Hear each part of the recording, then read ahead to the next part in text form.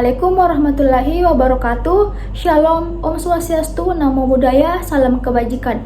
Perkenalkan, saya Redora Zika dengan NIM 230305501061 dari kelas D, Program Studi Gizi, Fakultas Ilmu Keolahragaan dan Kesehatan Universitas Negeri Makassar. Jadi teman-teman, di video kali ini saya akan menjelaskan tentang sistem pembiayaan kesehatan di Indonesia yang juga menjadi salah satu topik dari poster saya.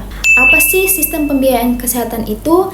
Jadi, sistem pembiayaan kesehatan itu sederhananya adalah cara kita mengumpulkan dan mengatur uang supaya layanan kesehatan bisa berjalan dengan baik, mulai dari membayar dokter, membeli obat, sampai membiayai rumah sakit. Semuanya itu namanya sistem pembiayaan kesehatan yang jelas dan berkelanjutan. Sistem pembiayaan kesehatan ini penting sekali. Kenapa saya bilang penting sekali? Karena tanpa pendanaan yang kuat, layanan kesehatan tidak bakalan bisa merata dan berfungsi dengan baik. Nah, teman-teman, sekarang di negeri kita, di Indonesia, kita itu sudah punya jaminan kesehatan nasional atau yang biasa disebut dengan JKN yang dijalankan oleh BPJS Kesehatan. Program ini sebenarnya bagus sekali karena hampir semua masyarakat Indonesia bisa mendapatkan perlindungan kesehatan. Tapi dalam pelaksanaannya masih ada beberapa masalah atau kendala yang cukup besar. Apa itu? Jadi teman-teman simak video saya sampai akhir ya. Yeah, boy. Nice. Nani? Baik teman-teman, jadi yang pertama itu program JKN sering defisit karena biaya pelayanan lebih besar dari iuran yang dibayar peserta. Yang kedua itu masih banyak peserta BPJS yang tidak rutin sama sekali membayar iuran, terutama yang mandiri. Yang ketiga, daerah-daerah masih bergantung sekali sama dana dari pemerintah pusat. Jadi, belum banyak daerah yang bisa mandiri dalam urusan pembiayaan kesehatan. Dan yang terakhir itu, pengumpulan dana kadang belum efisien.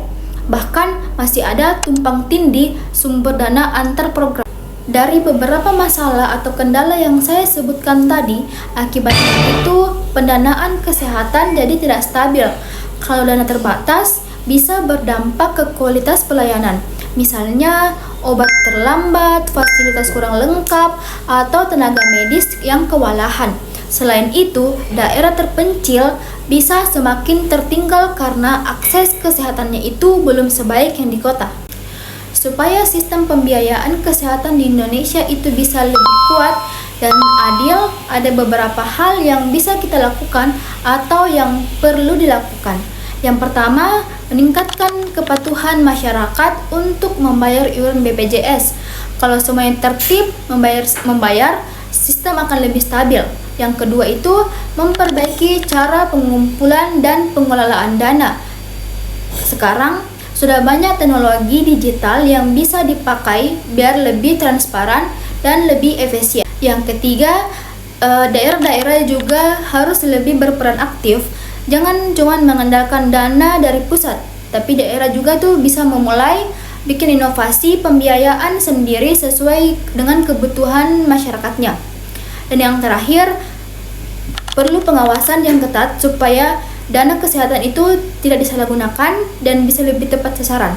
Kalau dari semua yang saya sebutkan tadi bisa berjalan dengan baik, maka Indonesia itu bisa mempunyai sistem pembiayaan yang kuat, berkelanjutan, dan bisa menjamin layanan kesehatan untuk semua orang, dari kota sampai pelosok. Sekian dari materi yang saya sampaikan.